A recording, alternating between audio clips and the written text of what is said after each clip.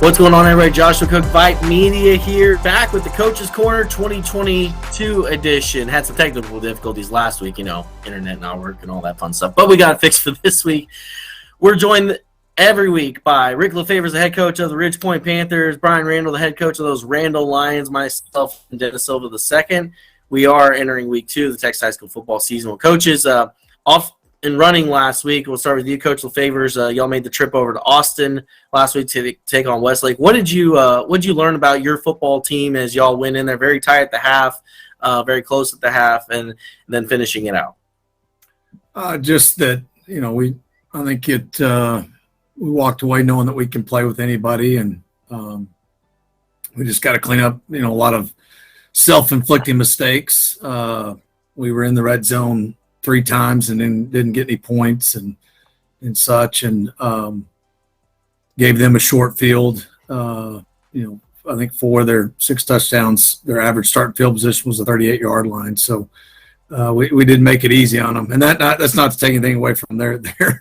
They are as advertised, extremely talented ball club. But it was fun, great atmosphere, and hopefully we can see them down the road again. And for you, Coach Randle, welcome to varsity football last week, and everyone got to see the Randle Lions, and especially Leo Garza. My goodness, was it like Madden NFL over there or something? What 8 touchdowns, like 430 yards passing, and he went off. Yeah, he performed well. He really needed that. We needed that. I mean, coming off of ACL, injury, and it's been rough over here. Just to be honest with you, it's been pretty rough. So we just we really needed that. We really needed that win, and for them to perform like they did. He missed a few. He missed a few early. I don't know, like if he connects on all of them, then he probably throws 12 touchdown passes. To be completely honest, because he just a little bit. He's leading them a little bit too much. But again, just all the nervous energy, like a lot of nervous energy. First varsity football game. Those poor kids. We grind on them like day in and day out, and that's the thing. The best part of it is that you finally get to play somebody different, because we've been just beating on each other. And then we were supposed to scrimmage Texas City.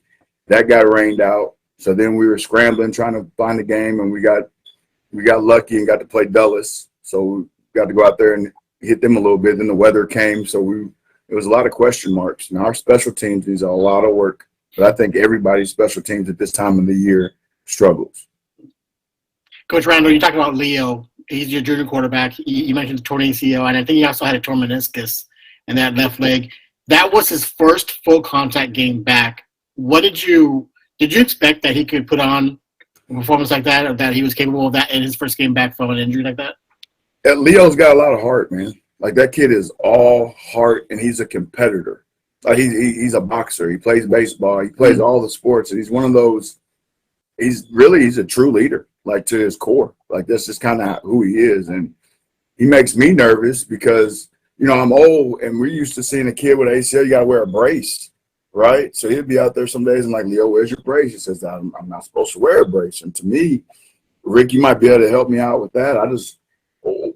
When did they start wearing braces on the kids out their ACL, man?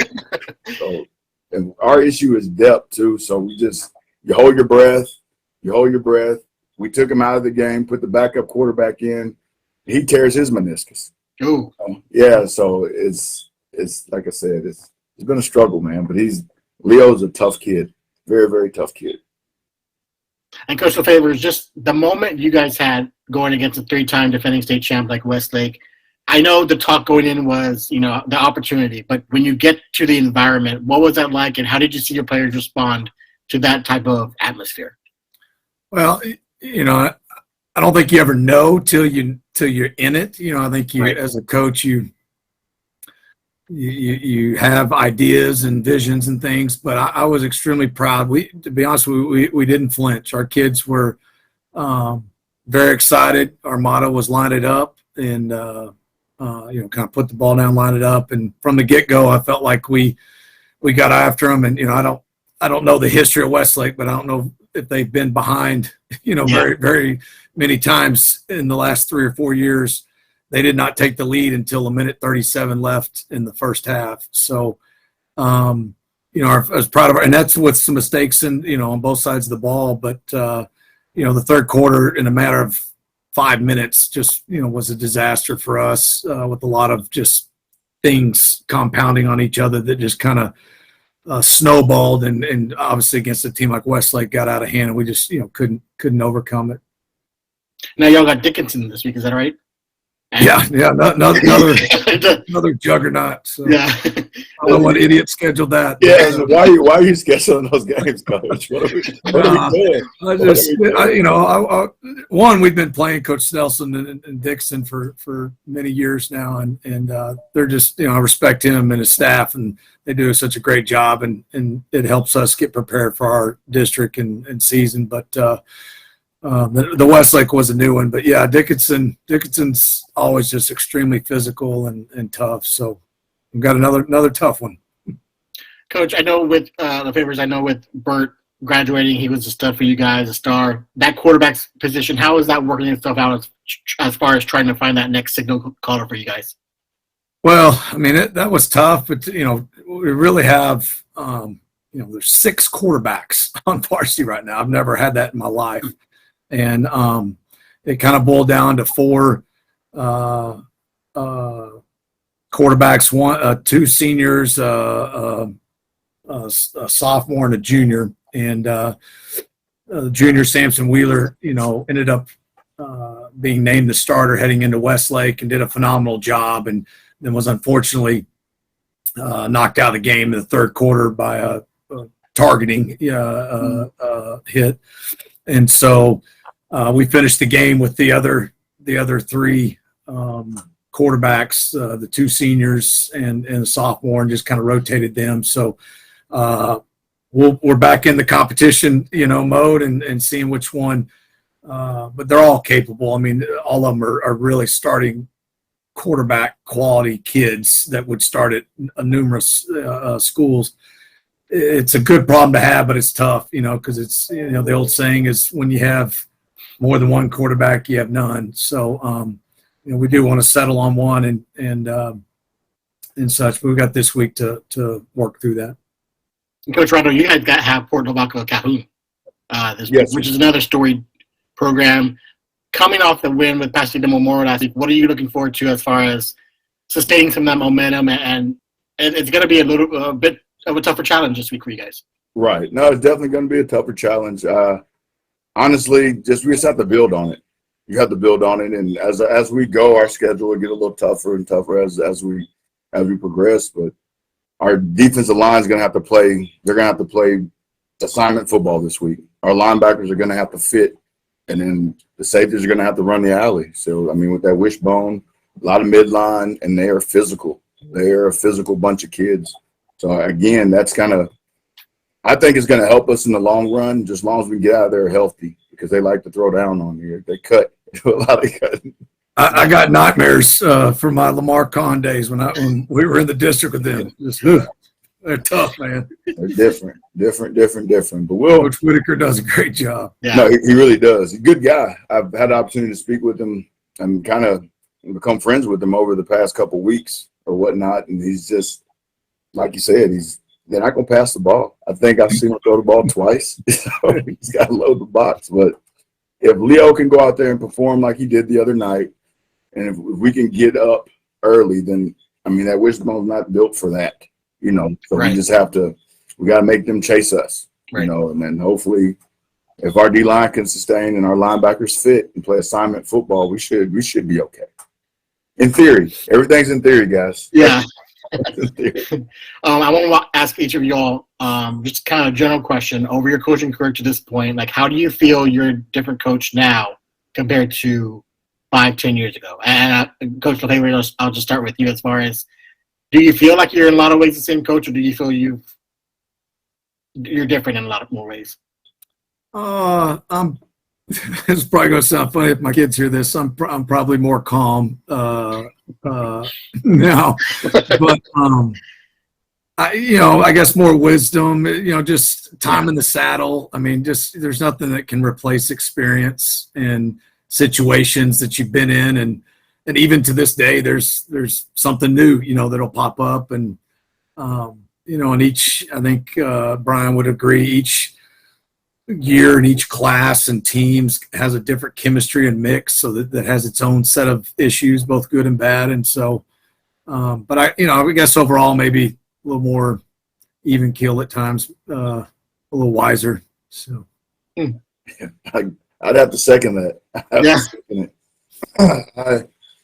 Starting out, I'm just very fiery, very passionate, and I wouldn't hesitate to rip a coach on the sideline, rip a coach in front of everybody.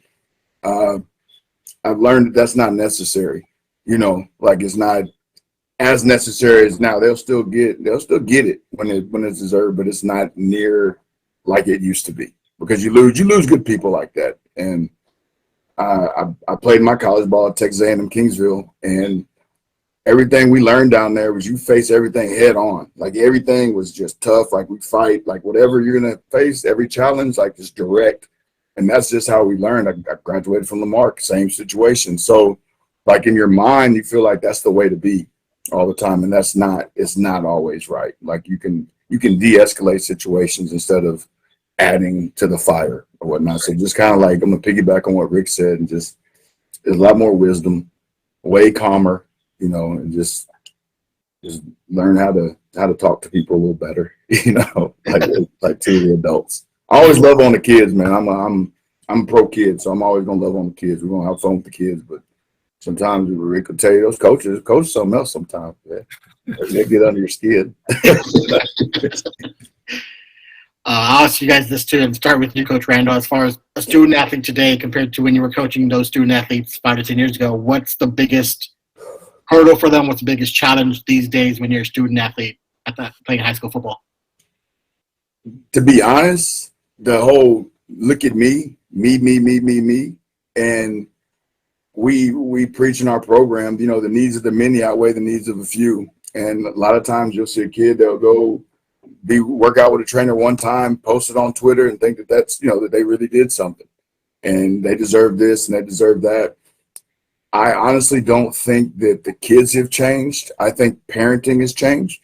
I think that the parents and how we raise our kids to kind of, and I'm guilty of it too. I have a son, and it's almost like they're entitled to things as opposed to making them earn it like it was when we were in school. Right. This society is kind of, it's made us a little weaker. I'm just going to be real. Like, it's made us a little weaker, but the kids are still kids. It's just how we need to approach it. So. And Coach Lafavers? I would, echo similar thoughts. I think teenagers are still teenagers. They still, do dumb teenager stuff, like we did. I'm sure Brian, I can know that I did as well. I think the biggest difference is just we didn't have the distractions or the spotlight or magnifying glass on us like they do now. I did a lot of dumb stuff that I just didn't get caught, because there wasn't cell phones or internet and things like that. And so, so there might be some innocence in that, but I just think there's so many more distractions, pressures. I do think the flip side of that exposure and social media is, I think there's such a pressure now to be the, me. And if I don't get it now, you feel behind. If I don't have that scholarship offer by the time I graduate third grade, heading into fourth grade, that my chances of going to the NFL are over. And right. And kids think like that. I think parents think like that. It feeds the monster, and it's just a dangerous road to travel down. I think that pressure, I never felt that as a kid.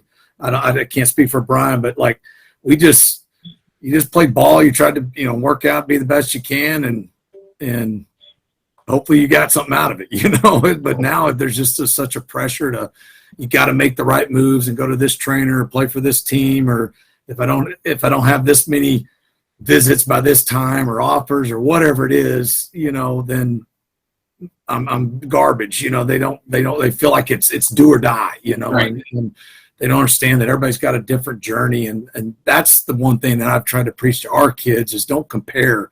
I think just in society, period, everybody tries to keep up with the Joneses and compare. And just Right. sometimes you rob or not sometimes, you end up robbing your own joy, of your own journey. So Definitely. Amen. Coach Lafavers with the sermon this morning, everybody. Yeah. Finishing strong there. Right on point, though, boy. Right on point. You mentioned, Coach, the college level, and I know college football started this past weekend with some games that will get really revved up this next weekend. And for both of y'all, what's it like when you get to turn on that TV on Saturdays and you get to see some of your former players strapping it up for their respective colleges? Do you try to keep up with all of them, or when they're on TV, try to watch them a little bit here and there? How do y'all kind of approach that? Y'all let Rick go first. You go first.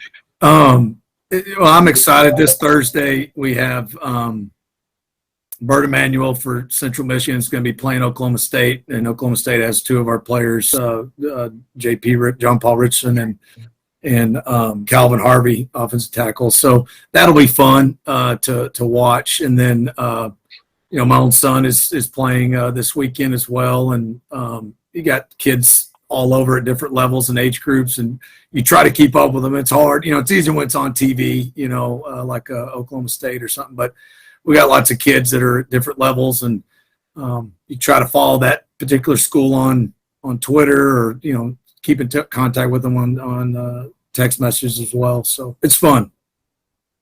It's definitely fun. I know there was a time when we were at A-League Taylor that you turn the TV on a Saturday and you're going to see 10 of our kids playing football, like honestly playing Division I football, probably a little more than that. So that's always fun. And you have the group text and, hey, did you see this? No, I missed it. And kind of coaches keep up with them. You keep up with them. And it's just an exciting time for them, for their family, and for us. And now we're getting to see a lot of our boys made it to the NFL. So we had five, six of the guys that are in the NFL. So you turn on the game on Sunday and you get to watch Obo, or you get to see Joshua Kalu, or I know Duke tore his Achilles, I guess, last year when he was with the Texans. So you keep an eye on the guys and you just pray and pull for them. Like Benjamin Franklin, he was one of those kids. Like normally we used to have big signing classes, right? But we had that 1 year we only had two kids go, and they're junior college kids, Lewis Hamilton and Benjamin Franklin. Benjamin ended up going to Tarleton, and now he plays for the Jacksonville Jaguars.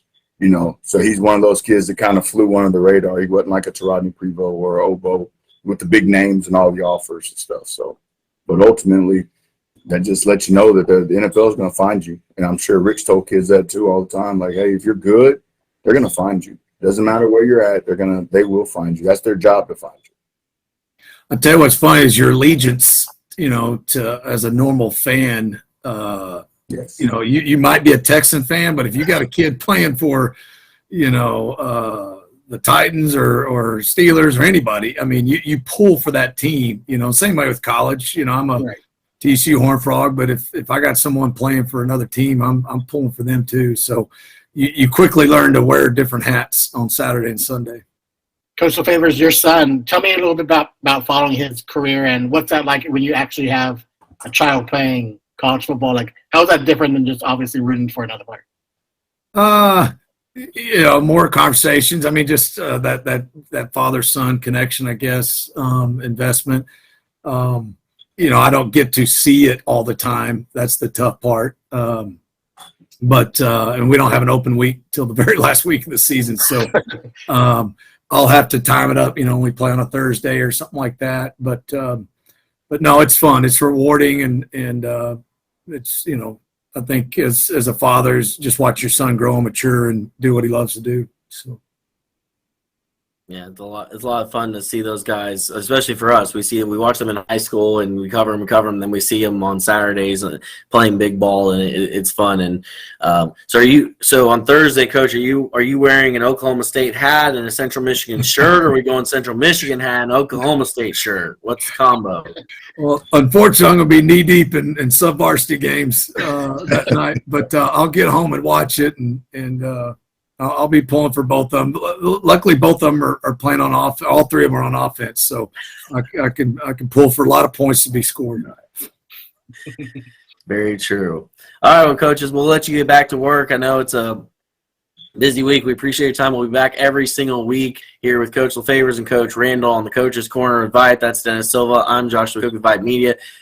Best of luck this week, coaches. And shameless plug, Coach Lafavers, Ridgepoint Panthers will be on KPRC2 Plus this Friday night, taking on the Dickinson Gators, and so I'll have the call of that game. So Coach Lafavers is about to get an email about his 2-deep here in about 30 seconds.